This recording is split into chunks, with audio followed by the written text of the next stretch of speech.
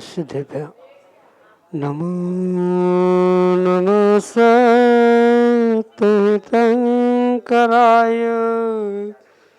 वीराय भव्याम्बुजभास्कराय अनंतलोकाय सुरार्चिताय देवादिदेवाय नमो जिनाय देवादिदेवाय नमो जिनाय। पंच परमेष्टि भगवान की परम पूज्य आचार्य भगवंत गुरुवर विशुद्ध सागर जी मुनि महाराज की परम पूज्य मुनि श्री सुप्रभ सागर जी महाराज की जय। समीचीन विकल्प सम्यक समाधान वह भी आगम के परिप्रेक्ष्य हैं। परम पूज्य आचार्य भगवंत गुरुवर विशुद्ध सागर जी महाराज के मंगल सभा शिष्य परम पूज्य मुनि श्री सुप्रभ सागर जी महाराज की महती अनुकंपा प्राप्त करते हुए यह सम्यक समाधान हमें प्रतिदिन प्राप्त होता है और वही सम्यक समाधान हमारे मन की निर्विकल्पता को आगे बढ़ाने वाला होता है। ऐसे आत्मकल्याण की वह अनूठी विधा समीचीन विकल्पों का सम्यक समाधान प्रारंभ करते हैं और आज के पहले विकल्प के लिए आष्टा मध्य प्रदेश से डॉक्टर मगन जैन, श्रीमती चंदा जैन परम पूज्य मुनि श्री सुप्रभ सागर जी महाराज के चरणों में बारंबार नमोस्तु निवेदित करते हुए अपना प्रश्न रख रहे हैं कि महाराज जी ज्ञान को अध्यवसायी क्यों कहा जाता है। हमारे समीचीन विकल्प का सम्यक समाधान करने की अनुकंपा करें। नमोस्तु महाराज जी नमोस्तु। ओम नमः सिद्धम। परम पूज्य आचार्य भगवान गुरुवर विशुद्ध सागर जी महाराज की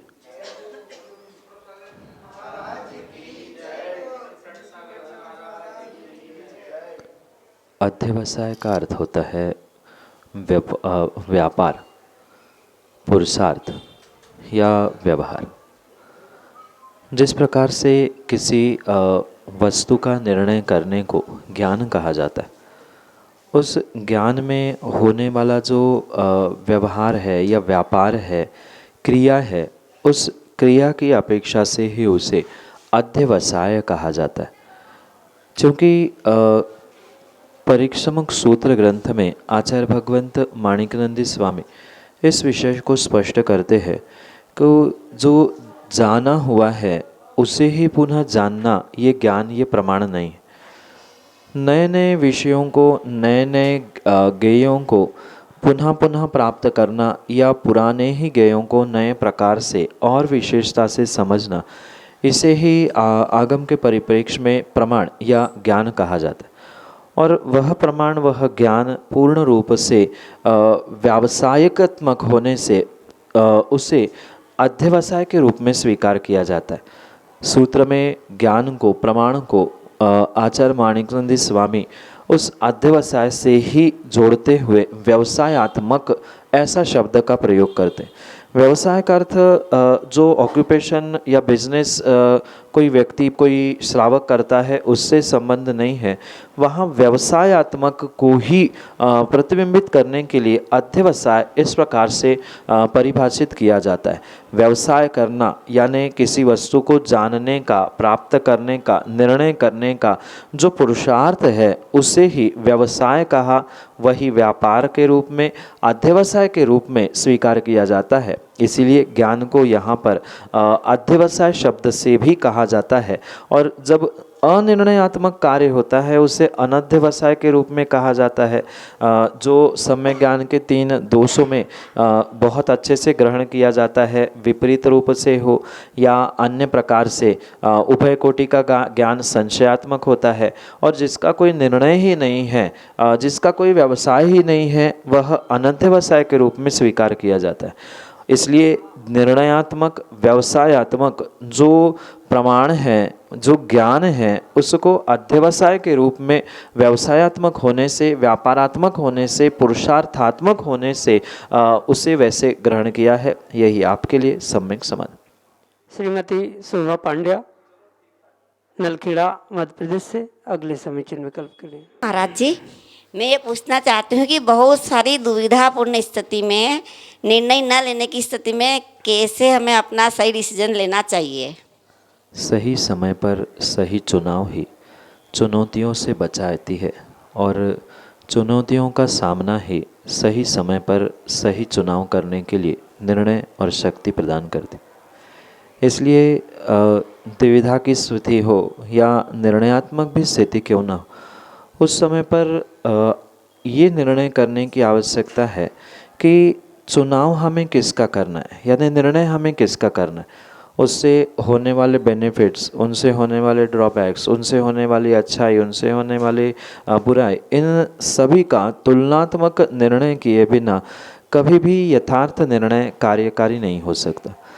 अक्सर जीवन में कई बार ये दुविधात्मक स्थितियाँ उपस्थित होती है, करे कि नहीं करे, कि करेंगे तो क्या होगा, नहीं करेंगे तो कैसा होगा आदि सोचते समय डिसीजन लेने की जब समय आता है डिसीजन लेने का, तो उस समय पर द्विधा में फंसते हुए निर्णय नहीं हो सकता कि आर के पार, यानी इधर जाएंगे तो क्या मिलेगा और नहीं जाएंगे तो क्या होगा। ये निर्णयात्मक निश्चयात्मक कार्य व्यक्ति को करना ही होगा, अन्यथा जब तक डिसीजन नहीं हो रही है, मतलब जब तक निर्णय नहीं हो रहा है क्या करे, ऐसा कि ऐसा, ये वो, तब तक कभी भी सुख की, शांति की स्थिति घटित हो नहीं सकती। और एक बार निर्णय हो गया कि ठीक है ऐसा करना है, माना कि उस कार्य में कुछ पाप उदय के कारण से विपरीतता भी प्राप्त क्यों ना हुई हो, पर ऐसी स्थिति में ये सोचे और समझे कि कार्य करने के लिए आपको जल्दी से जल्दी निर्णय करना होगा। दोलायमान स्थिति में या द्विधा स्थिति में लंबे समय रहने से पाप का आश्रय अधिक रूप से होने की संभावना है, इसलिए जल्दी से निर्णय करें। भले ही डिसीजन रॉन्ग हो जाए, पुनः उसको बदलते हुए व्यवस्थित किया जा सकता है, पर द्विधा की स्थिति में लंबे समय तक रहना ये पाप के आश्रय के लिए ही कार्यकारी है। इसलिए सही समय पे चुनाव कर लो, आएगी पुनः चुनौती, पुनः सही समय, पुनः सही चुनाव, पुनः चुनौती, ये जीवन का क्रम बनता ही रहता है। इसलिए उससे डरते हुए अपने द्विधा स्थिति को लंबे समय तक ना बनाए रखे। जो भी होगा अच्छे के लिए होगा, ये सोचकर गुरु का आशीर्वाद, भगवान का स्मरण करते हुए आगे बढ़े। अवश्य ही द्विधा की स्थिति से आप पार होते हुए सही डिसीजन पर अभी नहीं तो कभी पहुंच ही सकते हैं। यही आपके लिए सम्यक समाधान। सन्मति हरसोले, वासिम महाराष्ट्र से, अगले समय चिन्ह विकल्प के लिए। मुनिश्री सुप्रभ सागर जी महाराज एवं प्रणत सागर महाराज जी के चरणों में त्रिवार नमोस्तु नमोस्तु नमोस्तु।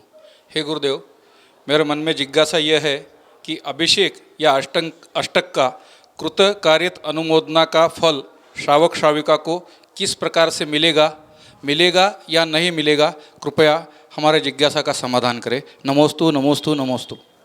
श्रावक अपने श्रावकोचित क्रिया को विवेकपूर्वक करे और कब, कहाँ, किस स्थान पर किस प्रकार की व्यवस्था, परंपरा आदि बनती है, उस हिसाब से ही अपनी क्रियाओं को क्रियान्वित करने का प्रयास करें।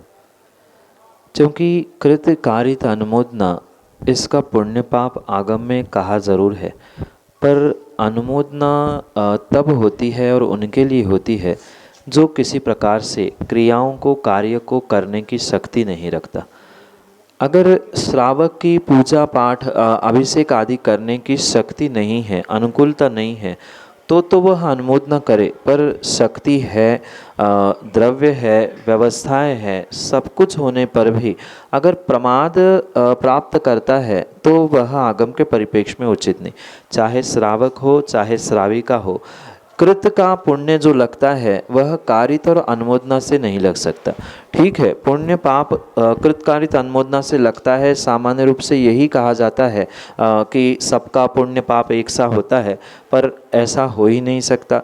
जैसे स्वयं भोजन करना, दूसरे को भोजन करवाना और दूसरे भोजन करते हुए की अनुमोदना करना, तीनों में संतुष्टि तो मिलती है, पर जो शरीरजन्य संतुष्टि मिलने वाली है वह स्वयं के ही क्रिया से मिल सकती है, दूसरों को कराने से या दूसरों के करने वाले की अनुमोदना करने से। जैसे वह जठराग्नि उपशम को प्राप्त नहीं होती, ऐसे ही धार्मिक क्रियाओं के भी निमित्त से समझना होगा कि किस प्रकार से हम स्वयं उस क्रिया से संलग्न होंगे। अन्यथा वर्तमान में जो टीवी मोबाइल के माध्यम से भी भगवान का अभिषेक पूजन आदि आदि बहुत सारे कार्य हो रहे हैं, तो वहाँ अनुमोदना हो गई तो फिर मंदिर जाने की आवश्यकता क्या। टीवी फेसबुक पर भी ये सब कुछ देखने में मिल रहा है। तो ये विवेकपूर्वक निर्णय करे कि जब विषमता है, कुछ अशुद्धि है, चाहे सूतक पातक के निमित्त से या अन्य किसी कारणों से, जहाँ मर्यादा कही है वहाँ के लिए तो ये व्यवस्था समझ में आती है, पर आगम के परिप्रेक्ष्य में जो जहाँ जैसी व्यवस्था कही है उसको उसी प्रकार से समझने की आवश्यकता है। ये भी सत्य समझे कि द्रव्य क्षेत्र काल आदि की मर्यादा रखते हुए ही कार्य करने की आवश्यकता है। भले ही आगम में व्यवस्थाएं लिखी है किस प्रकार से क्या कार्य करना चाहिए, पर उन क्रियाओं के पीछे ये विवेक रखने की आवश्यकता है कि इस स्थान पर, इस क्षेत्र पर क्या परंपरा चल रही है। क्योंकि यद्यपि शुद्धम लोक विरुद्धम ना करणीयम ना चरणीयम, कितना ही श्रेष्ठ कार्य क्यों ना हो, पर लोक विरुद्ध है, परंपरा विरुद्ध है, क्षेत्र विरुद्ध है, तो वह कार्य उस स्थान पर, उस क्षेत्र पर करना उचित नहीं हो सकता। पर इसका मतलब ये नहीं है कि उन क्रियाओं का आगम के परिप्रेक्ष्य में निषेध किया जाए। जब आगम में क्रियाओं का वर्णन है तो उनको वैसे स्वीकार करे, कर पाए नहीं कर पाए ये भिन्न विषय है, पर आगम में नहीं है ऐसा कहते हुए आगम की अवहेलना नहीं होनी चाहिए। द्रव्य क्षेत्र काल भाव आदि की शुद्धि अशुद्धि, इनके द्वारा मर्यादा, परंपरा आदि के द्वारा मर्यादा, इन सब का ध्यान रखते हुए ही कार्य करे, पर कथन सत्य मार्ग का ही होना चाहिए। और ये भी ध्यान रखे कि कृत कारित अनुमोदना सामान्य रूप से एक लगने पर भी उसका पुण्य पाप एक ही रूप से हो आवश्यक नहीं है, उसमें भी कुछ अंशों में बदलाव अवश्य ही होता है। कृत करने से विशेष फल मिलेगा, अनुमोदना करने से बहुत सामान्य फल मिलेगा। यही आपके लिए सम्यक समझ। मोखेड़ मध्य प्रदेश से ऋषभ जैन अगले समीचीन विकल्प के लिए। तो महाराज जी, आपके सानिध्य में होने वाले 22, 23, 24 अक्टूबर को सुविशुद्ध बाल संस्कार शिविर आवासीय शिविर होने वाला है, तो इस शिविर की क्या क्या विशेषताएं है? नमोस्तु महाराज जी, नमोस्तु महाराज जी। सुविशुद्ध संस्कारारोपण शिविर जो 8 वर्ष से लेकर 21 वर्ष के उन बालक, किशोर और युवाओं के लिए विशेष रूप से इस वर्ष में आयोजित किया जा रहा है। क्योंकि पर्युषण पर्व में बालकों के लिए संस्कार प्राप्त होना या 10 दिन आवासीय रूप से गुरु का सानिध्य प्राप्त करना ये संभव नहीं हो सकता। इसलिए ये 3 दिन छुट्टी के इस प्रकार से आयोजित किए जाने वाले हैं। जो छोटे से छोटे बालक से लेकर जो 20-21 वर्ष के युवा भी है, उनको धर्म के संस्कारों का आरोपण वहाँ पर होने वाला है। जैसे प्रातः से उठकर उनके लिए अभिषेक पूजन करना, किस प्रकार से पूजा पाठ होता है, क्या अभिषेक का महत्व है, इन सभी बातों को समझाया जाएगा। साथ में प्रैक्टिकल भी उनसे ही करवाते हुए ये दिखाया जाएगा कि भगवान का अभिषेक करने पर कितना आनंद आता है, किस द्रव्य को किस अपेक्षा से, किन कारणों से चढ़ाया जाता है। ये उनके हिसाब से, यानी उनके बुद्धि के अनुसार वहाँ सिखाया जाएगा। और साथ में पूरा जो दिनक्रम है मात्र उन बालकों के लिए और किशोरों के लिए ही संलग्न किया गया है। वीडियो के माध्यम से भी बहुत सारी उनको आकर्षक बातें सिखाई जाएगी। साथ में मुनिराजों का सानिध्य होने से मुनिराजों को आहार कैसे दिया जाता है ये भी वहाँ पर सिखाया जाएगा। साथ में दिन से लेकर शाम तक, रात तक भी पूरी व्यवस्था वहाँ रुकने की होने से गुरु का सानिध्य भी उन्हें प्राप्त हो सकता है। बाकी तो वैसे छुट्टी के दिनों में बाल संस्कार शिविर नगरों नगरों में होते हैं, पर शायद उज्जैन की धरा पर और मालवा में ही शायद ये पहला ही ऐसा बाल संस्कार शिविर होगा जहाँ निर्ग्रंथ साधु के माध्यम से इन संस्कारों का आरोपण उन बालकों पर किया जाएगा। वो भी 3 दिन लगातार गुरु के सानिध्य को प्राप्त करते हुए अपने जीवन को प्रकाशित और उज्जवल करने का प्रयास करेंगे। और जो जिस वर्ग का है, यानी वहाँ 3 कैटेगरी अलग अलग बनाई गई है, तो उनके हिसाब से उनका अलग अलग सिलेबस भी बनाया गया है। प्रयास भी किया जा रहा है कि बड़े बड़े स्क्रीन के माध्यम से डिजिटल फॉर्म में उनको सिखाया जाए, कुछ वीडियोस दिखाते हुए, कुछ कथाएं दिखाते हुए, और झूम आदि जो ऐप है उनके माध्यम से भी ऑनलाइन अनेक देशों में इसको प्रसारित करने का प्रयास किया जाने वाला है। तो अधिक से अधिक जीव अगर अपने बालकों को भेजे और वहाँ इन संस्कारों का आरोपण प्राप्त करेंगे तो वास्तव में अद्भुत बात उनके जीवन में अवश्य ही होगी, क्योंकि गुरु के ही माध्यम से जो पूर्व काल में गुरुकुल की व्यवस्था चलती थी वही 3 दिन का प्रैक्टिकल अपने बालकों को देने की आवश्यकता है। क्योंकि वर्तमान में जो कॉन्वेंट स्कूल में भेजना और उसी के कारण से जो संस्कार विहीन पीढ़ी प्राप्त हो रही है, इसलिए संस्कारों को प्राप्त करने की ये श्रेष्ठ व्यवस्था जो बनाई जा रही है उसमें अधिक से अधिक सभी सहभागी हो ही रहे हैं। लगभग व्यवस्थापकों की पूरी तैयारी होने से ये ध्यान रखें कि चंद दिन ही उसके लिए शेष होने से किस प्रकार से हम उस क्रियाओं से संलग्न हो सकते हैं।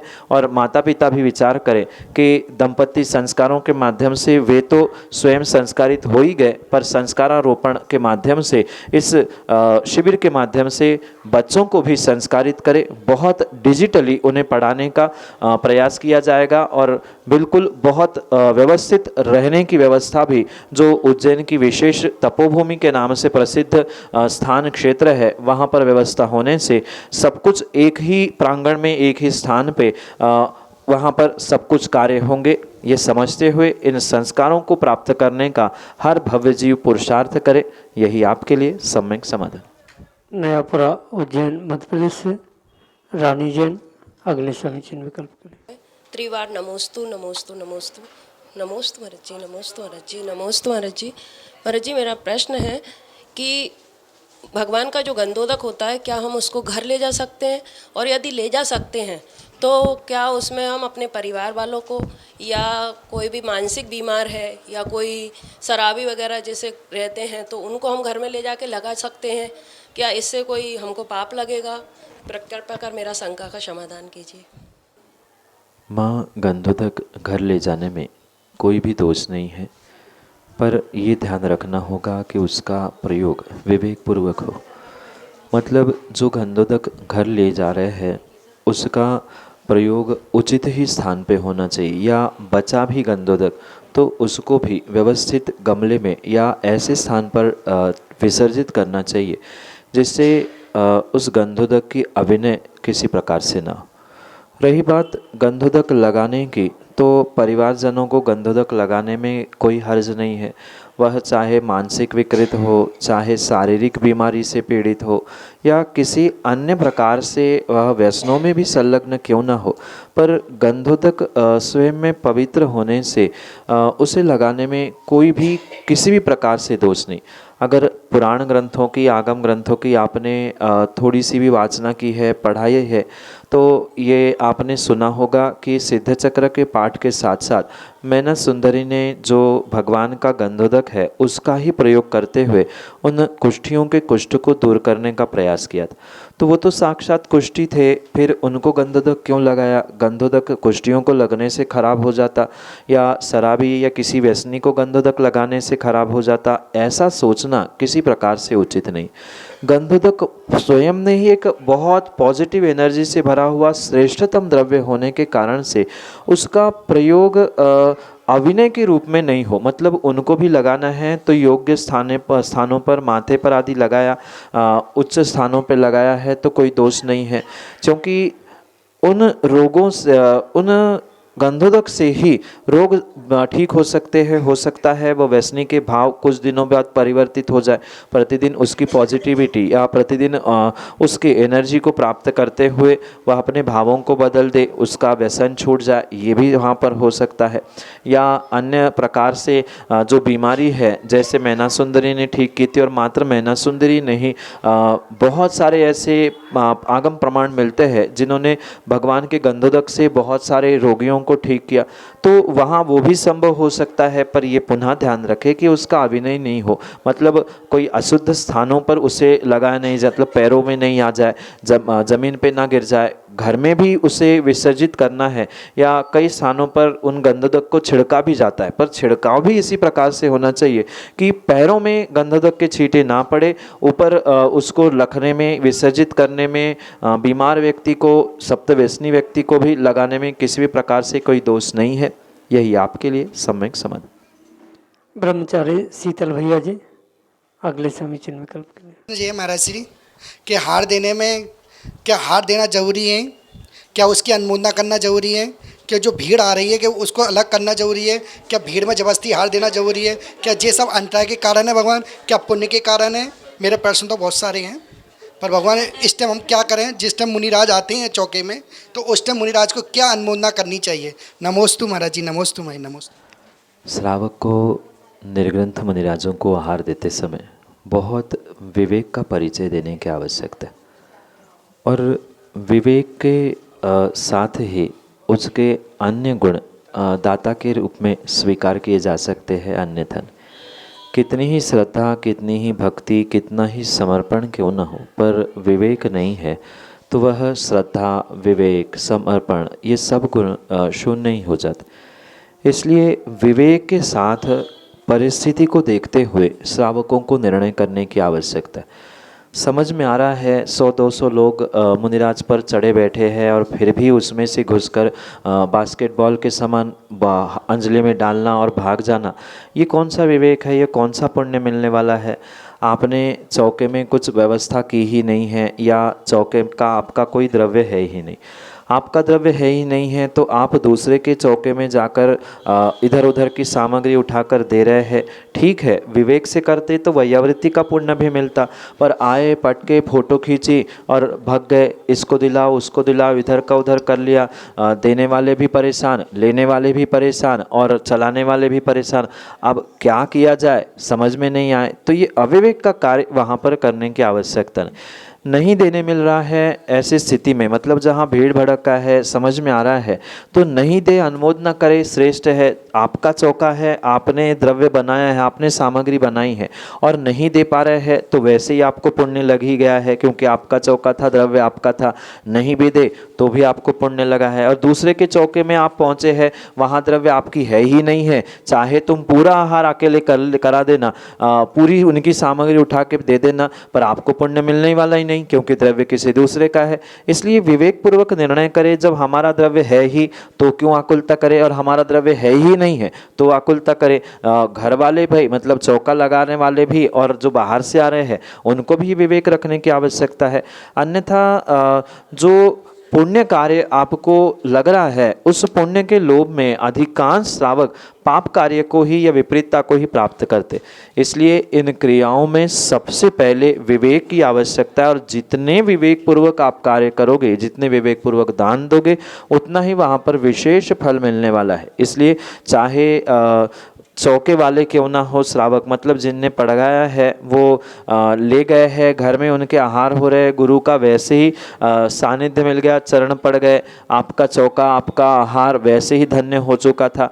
फिर आकुलता किस बात की नहीं, सबसे पहले हम ही देंगे। क्योंकि कई स्थानों पर हमने देखा कि श्रावक पड़गा के मुनिराजों को ले जाते हैं, उनको लगता है हमने पड़गाया है तो हमने महाराज को खरीद लिया है, हमारे हिसाब से ही काम होना चाहिए, जो हम चलाएंगे वैसा ही काम होना चाहिए। ये भी पूर्ण रूप से गलत है। साथ जाने वाले भी ये सोचे कि नहीं हम रोज कराते हैं, हमारे हिसाब से होने वाले चाहिए, चौके वालों को तो अक्ल नहीं। अरे उनने भी तो चौका विवेक से लगाया है, उनने भी मेहनत की है, वो नहीं दे पाए तो फिर क्या मतलब। तो कहीं ना कहीं वहाँ सभी श्रावकों को परिस्थिति देखते हुए सामंजस्य बनाने की आवश्यकता है कि दाता की योग्यता के साथ पात्र की भी क्या योग्यता है, उसकी क्या विषमता है। पता चला गर्मी का मौसम है और 100-200 लोग झूम रहे हैं, परेशान हो रहे हैं, देने वाला ना दे पा रहा है, लेने वाला ना ले पा रहा है, तो किसको क्या पुण्य मिल रहा है। ना मुनिराज के आहार ढंग से हो पा रहे हैं, ना देने वालों को भाव अच्छे से हो पा रहे हैं, तो दोनों भी घाटे का सौदा कर रहे हैं। इसलिए ये विवेक रखे, देने वाले भी अपनी मर्यादा रखे, लेने वाले भी अपनी मर्यादा के साथ इन क्रियाओं को समझने का पुरुषार्थ करें, तभी ये पुण्यवर्ती कार्य हो सकता है। अन्यथा दोनों के लिए भी मतलब भीड़ के चक्कर में या अव्यवस्था के चक्कर में साधु के भी संक्लेशित परिणाम हो रहे हैं, तो उनका भोजन भी कहीं ना कहीं जहर के रूप में परिवर्तित होगा, उनका स्वास्थ्य और भी बिगड़ने की संभावना है। इसलिए ये विवेक रखे कि ठीक है 2 ग्रास कम चल जाए या हम 1-8 ग्रास कम दे पाए, पर व्यवस्थित आहार होने चाहिए। साधु की साधना, साधु की चर्या निर्विघ्न हो, यही भावना और यही अनुमोदना करनी चाहिए। पर सभी अनुमोदना करेंगे तो आहार देने वाले भी नहीं मिलेंगे, या सभी देते रहेंगे तो अनुमोदना करने वाले भी नहीं मिलेंगे। इसलिए विवेक रखते हुए परिस्थिति, क्षेत्र, द्रव्य, भाव, मौसम आदि सब कुछ समझते हुए ही विवेक पूर्वक श्रावकों को निर्णय करने की आवश्यकता है। यही आपके लिए सम्यक समाधान।